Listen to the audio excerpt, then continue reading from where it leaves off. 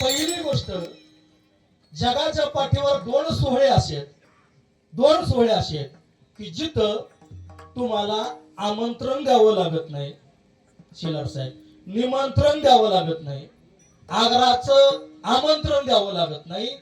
जगाच्या पाठीवर दोन सोहळे असे न बोलवता लोकांचा पूर येतो. पहिला सोहळा आहे आळंदी ते पंढरपूर असणारी पायीवारी सोहळा. तिथं कुणाला म्हणावं लागत नाही या, तिथं कुणाला बोलवावं लागत नाही, कुणाला प्रवासाचा खर्च द्यावा लागत नाही, पावले चालत राहतात. आणि ज्यावेळेला आम्ही मागाशी गाडीवरून येत होतो, मी जगदाळे महाराज येत होतो, ओढले गावातले बरीचशी मान्यवर मंडळी चालत येत होती. कमीत कमी 1-1.5 किलोमीटर 2 किलोमीटर अंतर असेल. मला कळत नाही त्या पावलांना तू माझ्याकडे म्हणजे मामाकडे वळवून नेणारा कोण आहे? तुम्हाला टाळी वाजवायला लावणारा कोण आहे? तुम्हाला भंडारा लावायला लावणारा कोण आहे? एवढंच काय, तुमच्या अंतःकरणातलं दुःख ओळखणारा जगाचा मालक आहे. दोन सोहळे असे की जिथं नाव ऐकलं की लोक गोळा होतात. बाकीकडं पैसे देऊन लोक बोलवावे लागतात, कारण तिथं पैसा चालतो. मामाच्या दरबारात अंतःकरणातला भाव चालतो, नामस्मरण चालतं, भक्ती चालते. पहिली गोष्ट अशी आहे, मला बरेचसे लोक असं म्हणतात, महाराज बरेचसे आम्ही संत ऐकले, संतांची नाव ऐकली, पण जगाच्या पाठीवर असा एक देव आहे, एक संत आहे, त्या नावाच्या पुढं मामा हा शब्द लागतो. तुम्ही सगळे संतांची नावं घ्या, पण कुठल्या संतांच्या पुढे नातं लागत नाही. फक्त जगाच्या पाठीवर एक संत असेल, त्यांच्या पुढे मामा, श्री संत बाळू मामा, मामा हा शब्द लागतो. का बरं? त्याचं कारण आहे. चरित्रकाराने सांगितलं की बाळू मामा लहान असताना त्यांच्या बहिणीकडे होते. बहिणीची मुलं त्यांना मामा म्हणायची, म्हणून त्याला मामा मामा मामा. त्यांचं मूळ नाव आहे बाळाप्पा. काही ग्रंथांमध्ये त्यांच्या आईचं नाव आहे सत्यवा, काही ग्रंथांमध्ये नाव आहे सुंदरा, वडिलांचं नाव आहे मायाप्पा. आता एक छोटीशी गमत सांगतो, सगळ्यांनी काळजाचे कान करून ऐका. आईचं नाव आहे सत्यवा, वडिलांचं नाव आहे मायाप्पा. आता ह्या 3 शब्द आहेत, सत्यवा हे 3 शब्द आहेत, मायाप्पा हे 3 शब्द आहेत. त्यातले 2-2 शब्द घ्या.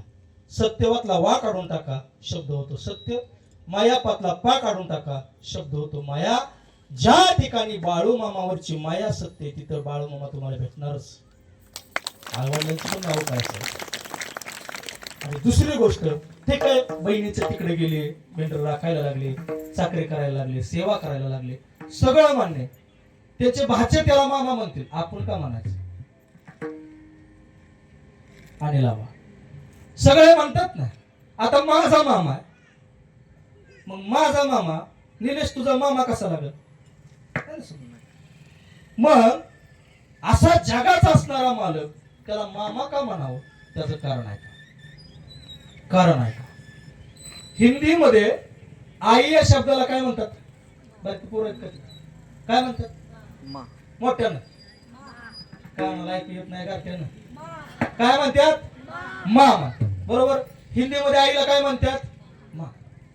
आणि डबल मा म्हणल्यावर काय होतंय? ऐका, ज्या शब्दामध्ये आईचंही प्रेम आहे आणि बाळू मामा नावाच्या बापाचंही प्रेम आहे, तो शब्द होतो मामा. तो शब्द होतो मामा. ठीक आहे महाराज, पण मामा अजून का म्हणायचं? त्याचं कारण तुमच्याकडे आहे का? तिसरं कारण आहे. नवरा नवरीचं लग्न असलं तर पाठीमाग उभा कोण राहतो? रुसतो पण बऱ्याच वेळा. पोशाख नाही दिला, भांडणं झाली, 3 मामा असतील तर मग लोई पंचायत, मलाच मान दिला नाही, त्यालाच मान दिला, सगळं चालू राहतं. पण ऐका, आपला मामा लग्नात किती वेळ पाठीमाग उभा आहे? किती वेळ उभा आहे? 3-4 वेळा बोलावं लागतं, मामा चला, मुलीचे मामा लवकर या म्हणावं लागतं. अहो या लवकर, 2 वेळा 3 वेळा पुकारावं लागतं. मामा आला तर कट्यार गायब, आणि कट्यार आली तरी मामा गायब. आणि दोघं आलं तर नवरा नवरी येत नाही. कुठपर्यंत जन्म दिला आई वडिलांनी, पाठीमागं कोण उभा आहे? मामा. मामा ऐका, भले मामा नसेल तर गुरु मामा पण उभा असतो. मग भाच्याच्या पाठीमाग, भाचीच्या पाठीमाग कटर घेऊन उभा आहे. तो आपल्या नात्यातला मामा आहे. पण पण ज्याच्याशी रक्ताचं सोडून द्यावं, काळजाचं नातं आहे, ज्याच्याशी काळजाचं नातं आहे, आपला मामा आपल्या पाठीशी उभा राहील यात नवल काय? आपला मामा आपल्या बहिणीच्या पाठीशी उभा राहील यात नवल काय? अरे, ज्या प्राण्यांना बोलता येत नाही, ज्या मेंढ्यांना भावना कळत नाही, अशा मुक्या मेंढरांच्या, गाई गुरांच्या पाठीमागे उभा राहतो तो आमचा खरा मामा आहे. आमचा खरा मामा आहे. म्हणून पाठीशी उभा राहतो तर देवाचं नाव आहे मामा. दुसरी गोष्ट, तुम्ही मामा म्हणजे काय हे सांगितलं महाराज, पण बाळू मामानं असं सांगितलं की मेंढी माऊलीची सेवा करा, मेंढी माऊलीची सेवा करा. आता एवढे प्राणी असताना दत्ताला गाय आवडते, भगवान श्रीकृष्णांना घोडा, शैब्य जातीचा घोडा आवडायचा. मग घुले पाहुणं, माझं एक मत असं आहे की बाळू मामाने मेंढी माऊली का निवडली असेल?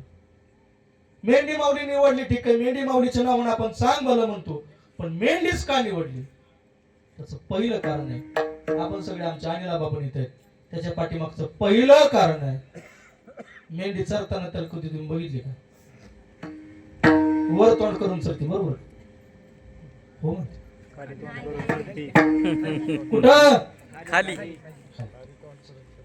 ठीक आहे. पहिली गोष्ट, मेंढी माऊली खाली मान घालून जाते, चालताना सुद्धा खाली मान घालून चालते, आणि माणूस मात्र छाती काढून चालतो. माणूस कधीच नम्रपणे चालत नाही, माणूस छाती काढून चालतो. म्हणजे मेंढी माऊली नम्रपणे चालते. मामा असं सांगतात, छाती काढून चालशील, माझ्या दारात चालशील तर तुझी छाती राहणार नाही, नम्रपणे चालशील तर घरादाराची भरभराट होईल. नम्र झाला भूता तेने कोण दिले अनंता. महाराज ठीक आहे, सांगितलं. अजून काय कारण?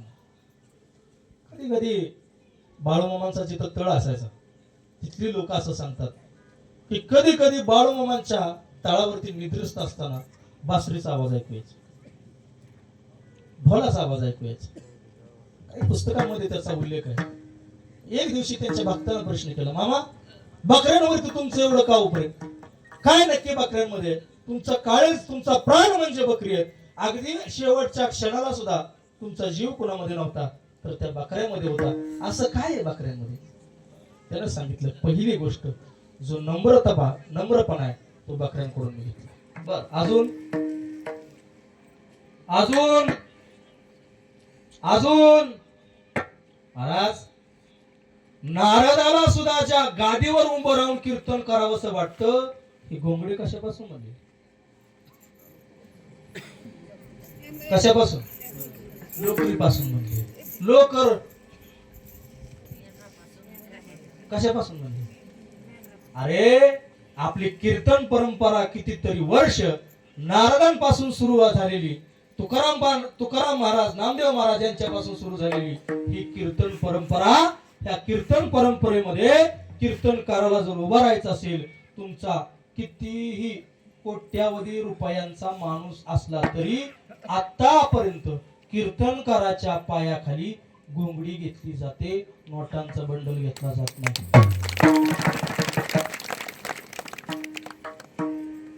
काय घेतलं जातं?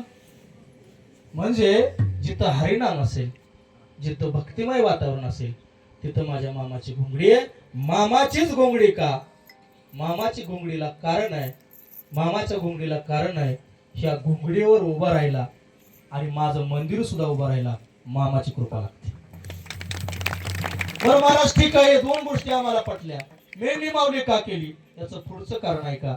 मी मगाशी सांगितलं की मामांच्या तळावरून कधी ना कधी भक्तांना बासरीचा आवाज ऐकू यायचा, ढोलाचा आवाज ऐकू यायचा. एक दिवशी भक्तांना प्रश्न विचारला, मामा मेंढी माऊलीमध्ये एवढा तुमचा जीव आहे, असं मेंढी माऊलीमध्ये काय आहे त्यानं सांगितलं. मेंढी माऊलीमध्ये दुसरा गुणधर्म आहे, ऐका. मेंढी माऊलीमध्ये दुसरा गुणधर्म आहे, 4 मेंढ्या एकत्र असल्याशिवाय मेंढ्यांचं कळप पुढे जात नाही. कमीत कमी 4 मेंढे लागतात. आणि कितीही मेंढ्या असू द्या, 100 मेंढ्या असू द्या, 200 मेंढ्या असू द्या, एक मेंढी पुढे गेल्याशिवाय बाकीचे मेंढे पुढे जात नाही. मामा, आम्ही जरी शरीर रूपानं स्वतःला श्रेष्ठ समजत असू, सुशिक्षित समजत असू, पण तुमच्या दारात आल्यावर आम्ही तुमच्या मेंढ्या हे लक्षात ठेवू. आम्ही तुझे मेंढ्या रे महाराज मामा. आणि पुढची गोष्ट, मेंढीला असा एक गुणधर्म परमेश्वराने दिलाय, असा एक गुणधर्म पांडुरंगाने दिलाय की मेंढीला पुढे जरी डोळे असले तर मेंढी पाठीमागचं बघू शकते. विश्वकोश वाङ्मयामध्ये मेंढीची जी वैशिष्ट्य आहेत त्यामध्ये असं सांगितलंय, मेंढीचे डोळे जरी पुढे असले तर मेंढी पाठीमागचं बघू शकते. बाळूमामाची मेंढी तुम्हाला आणि मला सांगते, राजा गरीब परिस्थितीतून शिकला, गरीब परिस्थितीतून नोकरीला लागला, गलेलट्ट पगार तुला आला, तुझी मोठी गाडी तुझ्या दारामध्ये आली, तुझा मोठा बंगला झाला, पण लक्षात ठेव गड्या, माझ्या मेंढ्या किती पुढे गेल्या, किती पुढे गेल्या. आडरानाला एखादी मेंढी चुकली तर माझ्या मेंढ्या पुढे जात नाही, तिला धावा देतात, तिला हाक मारतात आणि ती आल्यानंतर पुढे जातात. अरे एखाद्या मेंढीच्या मालकाने मेंढक्यानं लांबनं आरोळी ठोकावी, लांबनं आरोळी ठोकावी आणि सगळ्या मेंढ्या त्या मालकाच्या माग पळत जाव्यात ना मामा. एका मालकाच्या आरोळीवर मेंढर माघारी येतात आणि आत्ताच्या काळामध्ये बापाच्या एका आरोळीवर पोरं माघारी करतात. मामाची मेंढी सांगते, अरे राजानो, माझं डोळं जरी पुढं असलं तरी मला पाठीमागचं सगळं काही दिसतं. याचा अर्थ असा आहे, माणूस जरी पुढे गेला तरी त्यानं मागचा भूतकाळ विसरू नये. विठाला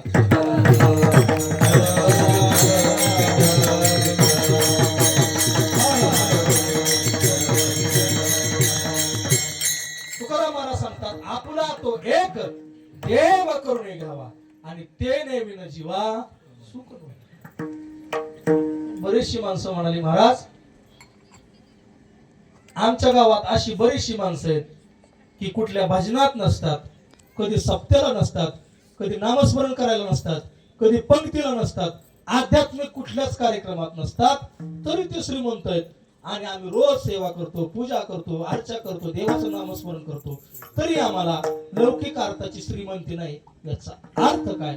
याचा अर्थ तुकोबारायांनी सांगितला, देव आपल्यासा केल्यानंतर तुकाराम महाराजांनी असं सांगितलं नाही की आपला तो एक देव करून घ्यावा,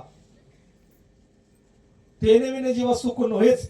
पण तुकाराम महाराज असे म्हणले नाही, ते नेविने जीवा पैसा नव्हे, ते नेविने जीवा बंगला नव्हे, ते नेविने जीवा 4 व्हीलर नव्हे. तुकाराम महाराजांनी म्हणले, ते नेविने जीवा सुख नव्हे. सुख वेगळं आणि श्रीमंती वेगळी. श्रीमंत असणारा माणूस सुखी असतोच असं नाही, पण सुखी असणारा माणूस श्रीमंत असतो हे नक्की. मग म्हणाल महाराज तुमच्याकडे पुरावा आहे का? आहे ना, आहे ना, आहे ना. आमच्या गावातल्या बऱ्याच महिला भगिनी आत्मापूरला जातात, आरडगावला जातात, जिथं जिथं बाळूमामांचा उत्सव चालू असेल तिथं जातात. मी त्यांना एक दिवशी विचारलं, मावशी तुम्ही मामाला जाता, दिवसभर काम करता, दुसऱ्याच्या नाना कृपायला जाता, अहो खरं सांगू का, ज्या दिवशी बाळूमामाला जायचे त्या दिवशी कुठल्याच कामावर लक्ष लागत नाही. मामा आपल्याला बोलवून घेतोय, मामा आपल्याला बोलवतोय, कधी त्या मामाचं दर्शन घेतो असं होतं. मग त्या माऊलीला विचारलं, माऊली तुम्ही आदमापूरला जाता, तुम्ही आरडगावला जाता, तुम्ही वडल्याला जाता, जिथं जिथं बाळूमामाचं स्थान असेल तिथं तुम्ही जाता, तुम्हाला मिळतं काय? त्यांनी सांगितलं, महाराज बाळूमामाला गेले मिळत काहीच नाही, पण कमी पण काय पडत नाही,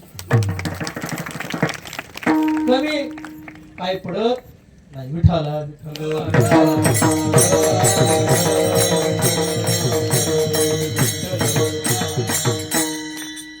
मग त्या मेंढी माऊलीकडून दुसरा एक गुणधर्म घेण्यासारखा आहे. मेंढी माऊली करण्याचं तिसरं एक कारण आहे, लक्षात द्या, बारकाई नाही का.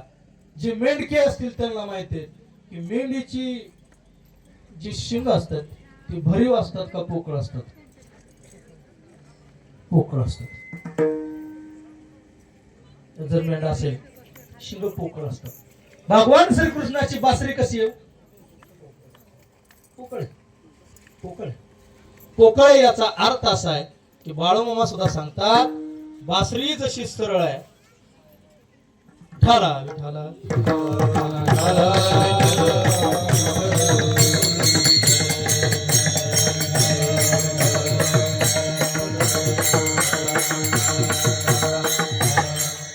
म्हणून आपुला तो एक देव करून घ्या म्हणे तेने विना जीवा सुख नो हे.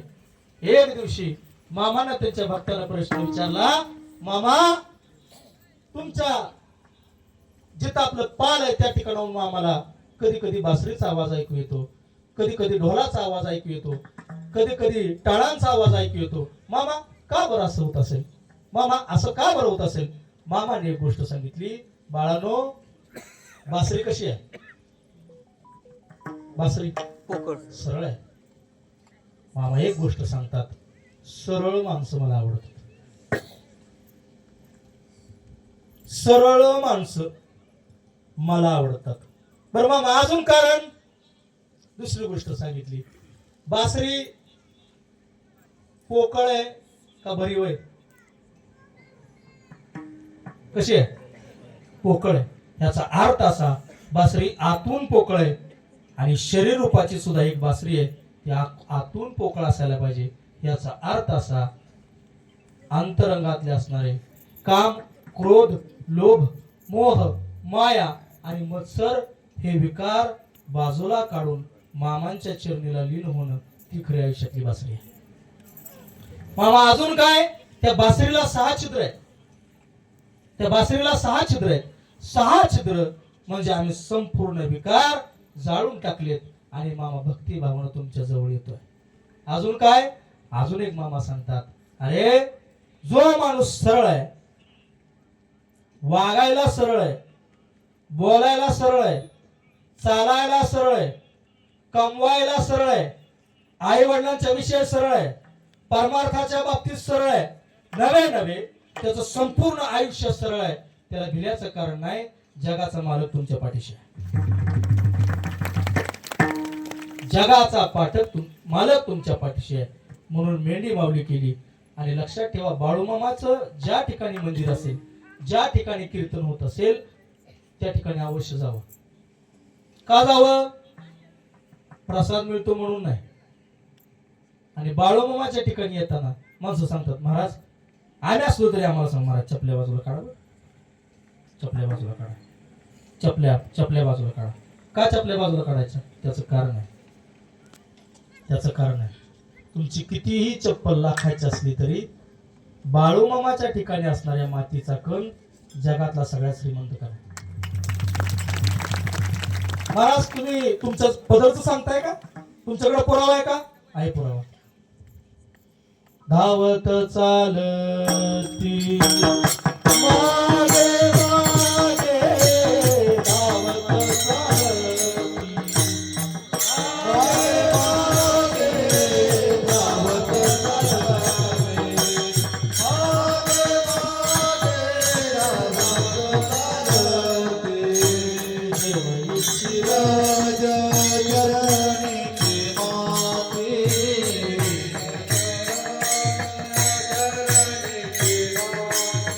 देव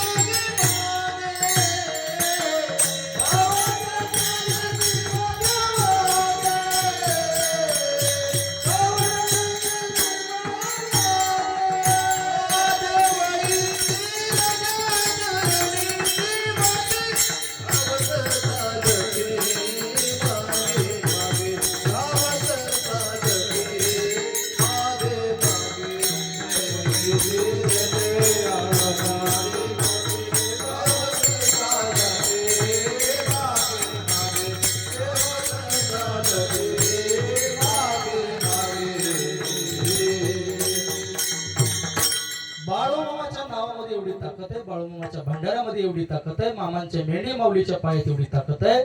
ज्या ठिकाणाहून माझ्या मामांचे मेंढे फिरलेले असतील, ज्या ठिकाणाहून माझ्या मामाची पालखी उठलेली असेल, ज्या ठिकाणाहून मामांचा प्रसाद शिजला असेल, ज्या ठिकाणी भक्त मंडळींनी तो प्रसाद सेवन केला असेल, ज्या ठिकाणी भक्त मंडळी बसली असतील, एवढंच काय बाळूमामाच्या तळावर आले म्हणतात प्रसाद पाहिजे तेवढा घ्या, नाश करू नका, खाली सांडू नका. हा प्रसाद किती मोठा आहे सांगू का? हा प्रसाद इतका मोठा आहे, हा प्रसाद इतका मोठा आहे, देवांचे सुद्धा नशीब नाही.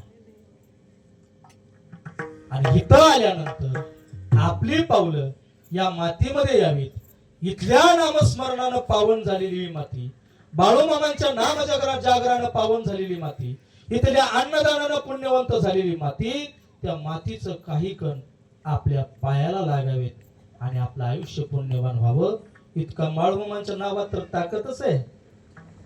पण लक्षात ठेवा, माती तेवढी ताकद आहे. महाराज तुमच्याकडे पुरावा आहे का? देव चिरज चरणीची माती धावत चालती मागे मागे, धावत चालती मागे मागे. इथे एखादा भक्त असेल, अंतःकरणामध्ये बाळूमामांबद्दल निष्ठा असेल, प्रेम असेल, त्याच्या पायाला बाळूमामांच्या मेंढी माऊलीच्या मातीचा कणाचा स्पर्श झाला असेल, तर त्याचं दर्शन घेण्यासाठी तुम्ही येता यात नवल काय, वडल्याची लोक येतात त्यात नवल काय, तालुक्यातून लोक येतात त्यात नवल काय, आमच्यासारखं हजारो कीर्तनकार येतात ह्यात नवल काय. त्या पायाला लागलेल्या मातीचा कण आमच्या कपाळी लागावा अशी इच्छा देव करतात. देव चिरज चरणीची माती धावत चालती मागे मागे, विठ्ठला विठ्ठला.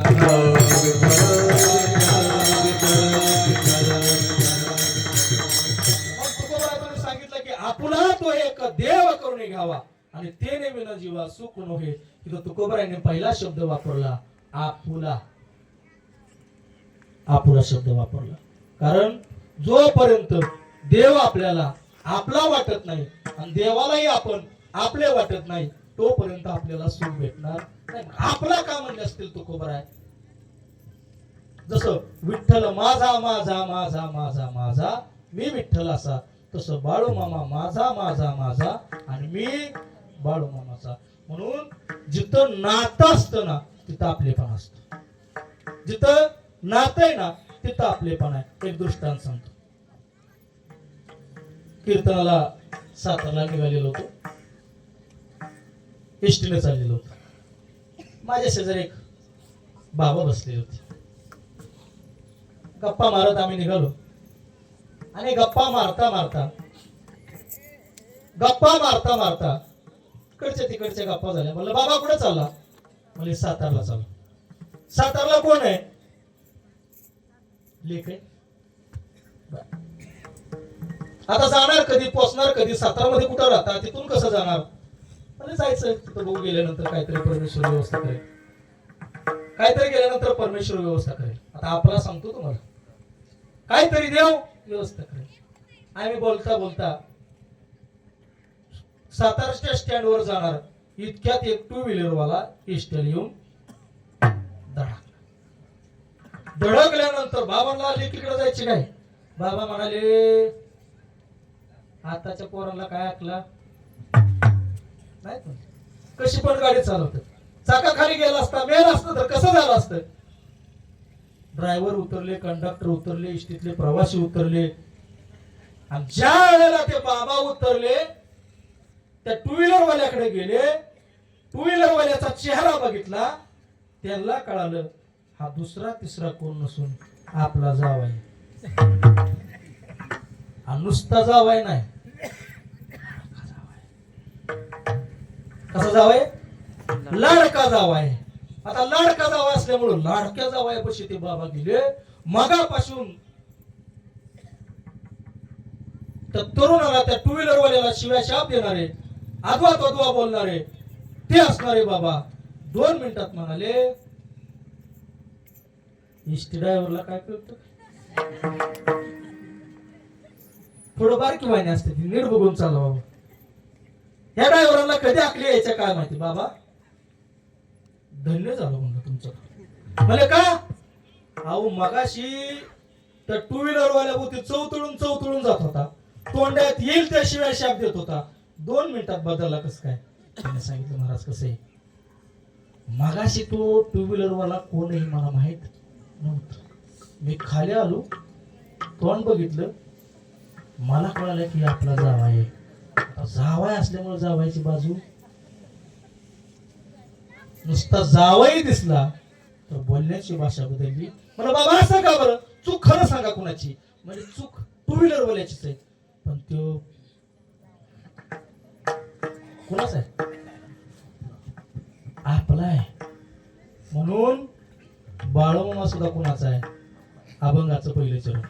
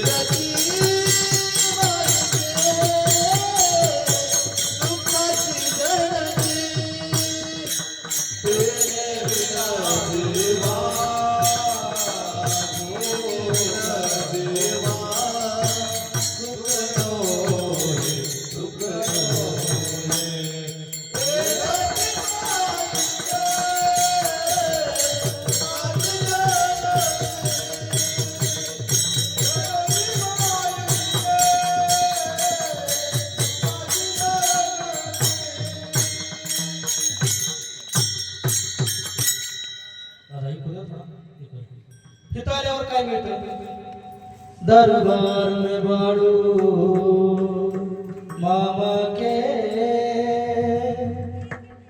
दरबार में बाळू मामा के, दुख दर्द मिटाए जाते दुनिया के सताए लोग यहाँ, दुनिया के सताए लोग यहाँ, गले से लगाए जाते हैं दरबार में बाळू मामा के. उठाला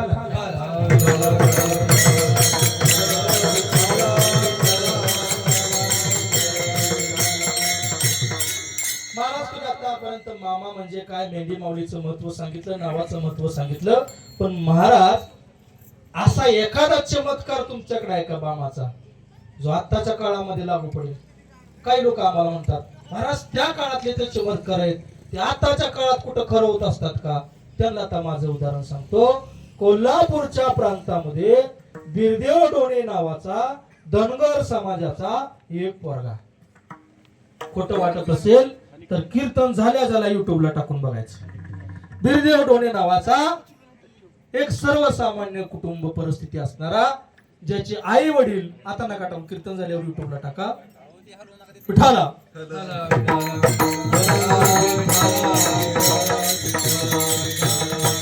बिरदेव डोणे नावाचा एक पोरगा, आई वडील सर्वसामान्य परिस्थिती, मेंढर राखायचे काम करायचे. आणि आपला पोरगा कशाचा अभ्यास करतोय, काय करतोय, ते त्यांना माहित नसायचं.